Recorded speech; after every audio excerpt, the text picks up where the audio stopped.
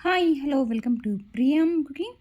ఈరోజు క్యారెట్తో ఒక స్నాక్స్ రెసిపీని చూపించబోతున్నానండి. క్యారెట్ తినని పిల్లలకైతే చాలా ఇష్టంగా తింటారు. చాలా ఈజీగా కూడా మనము ఈ క్యారెట్ స్నాక్స్ రెసిపీని ప్రిపేర్ చేసుకోవచ్చు. సో ఆలస్యం లేకుండా క్యారెట్ కట్లెట్ని ఎలా ప్రిపేర్ చేసేసుకోవాలో మనం ఇప్పుడు చూసేద్దాం. ముందుగా 5 క్యారెట్ని ఇలా మీడియం సైజు ఉన్న క్యారెట్ని బాగా వాష్ చేసేసుకొని దీనిపైన పొట్టుని తీసుకున్న తర్వాత ఈ 5 క్యారెట్ని ఇలా పొడుగా తురుముకోవాలండి. ఇలా 5 క్యారెట్ని ఇలా పొడుగా తురుముకున్న తర్వాత ఇందులోకి ఒక మీడియం సైజు ఆనియన్ని ఇలా పొడుగా స్లైసెస్గా కట్ చేసేసుకోవాలి. ఇలా స్మాష్ చేస్తూ తీసేసుకోవాలండి ఈ ఆనియన్స్ని. అలాగే ఇందులోకి 2 గ్రీన్ చిల్లీస్ని ఇలా చిన్నగా కట్ చేసుకొని తీసుకోవాలి. చిన్నగా కట్ చేసి పెట్టుకున్న కొత్తిమీర, అలాగే 1 టేబుల్ స్పూన్ వరకు రెడ్ చిల్లీ పౌడర్, ఇందులోకి రుచికి సరిపడా సాల్ట్ వేసుకుంటున్నాను. ఇందులోకి బైండింగ్ కోసం రైస్ ఫ్లోర్ యూస్ చేస్తున్నానండి, అంటే బియ్యపు పిండి. ఈ బియ్యపు పిండిని ఒక హాఫ్ కప్ వరకు సరిపోతుంది. ఈ బియ్యపు పిండిని కొంచెం కొంచెంగా వేస్తూ మిక్స్ చేసేసుకోవాలి.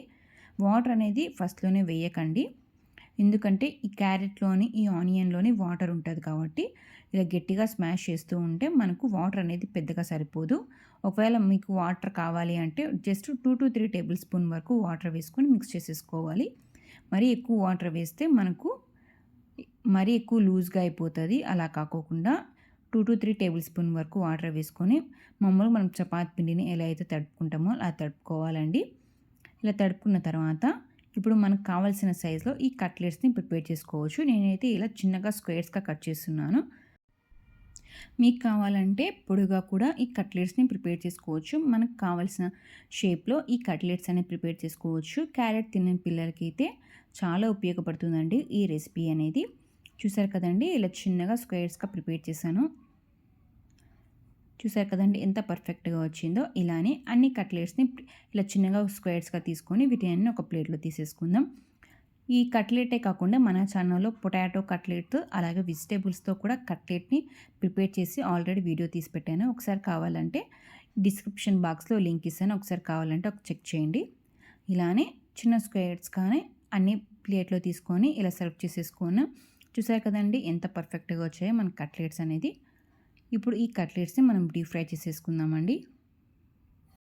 ముందుగా ఒక ప్యాన్ తీసుకొని డీప్ ఫ్రైకి సరిపడా ఆయిల్ వేసాను. ఆయిల్ హీట్ అయిన తర్వాత ఇందులోకి మనం ప్రిపేర్ చేసి పెట్టుకున్న కట్లెట్స్ని ఒకటి తర్వాత ఒకటి వేస్తూ మీడియం ఫ్లేమ్లో డీప్ ఫ్రై చేసేసుకోవాలండి. హై ఫ్లేమ్లో డీప్ ఫ్రై చేస్తే మనకు పైన అనేది కలర్ చేంజ్ అవుతుంది, లోపల మాత్రం పిండి అనేది ఉడకదు. సో అందుకనేసి మీడియం ఫ్లేమ్లో ఈ కట్లెట్స్ని మనం ప్రిపేర్ చేసేసుకోవాలి, డీప్ ఫ్రై చేసుకోవాలండి. వేసిన వెంటనే టర్న్ చేయకుండా వేసాక ఒక 2 to 3 మినిట్స్ తర్వాత మనం వీటిని టర్న్ చేస్తూ కొంచెం గోల్డెన్ కలర్ వచ్చేంత వరకు డీప్ ఫ్రై చేసుకోవాలి మీడియం ఫ్లేమ్లోనే.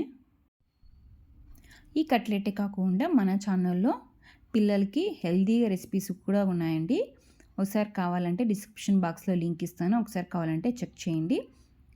పిల్లలు ఫ్రూట్స్ తినని వాళ్ళకు, వెజిటేబుల్స్ తినని వాళ్ళకు మరికొన్ని డిఫరెంట్ హెల్తీ రెసిపీస్ ఉన్నాయండి పిల్లలకైతే. అవి కావాలంటే డిస్క్రిప్షన్ బాక్స్లో లింక్ ఇస్తాను, ఒకసారి కావాలంటే చెక్ చేయండి. చూసారు కదండి, ఇలా కొంచెం గోల్డెన్ కలర్ వచ్చేంత వరకు డీప్ ఫ్రై చేసేసుకోవాలి మీడియం ఫ్లేమ్లోనే.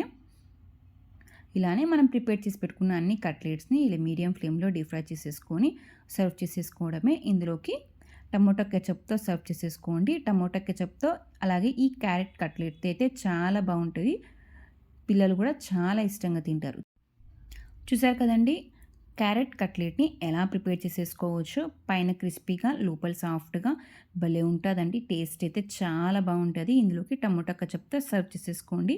ఇంకెందుకు ఆలస్యం, మీరు కూడా ఈ క్యారెట్ కట్లెట్ని ఒకసారి ట్రై చేయండి. ఎలా ఉంది కామెంట్ బాక్స్లో తెలియచేయండి. ఈ రెసిపీ మీకు నచ్చినట్లయితే మీ ఫ్రెండ్స్కి రిలేటివ్స్కి లైక్ చేయండి, షేర్ చేయండి, కామెంట్ చేయండి. ఇలాంటి ఎన్నో రెసిపీస్తో మరి మేము ఉంటాం. Thank you for watching.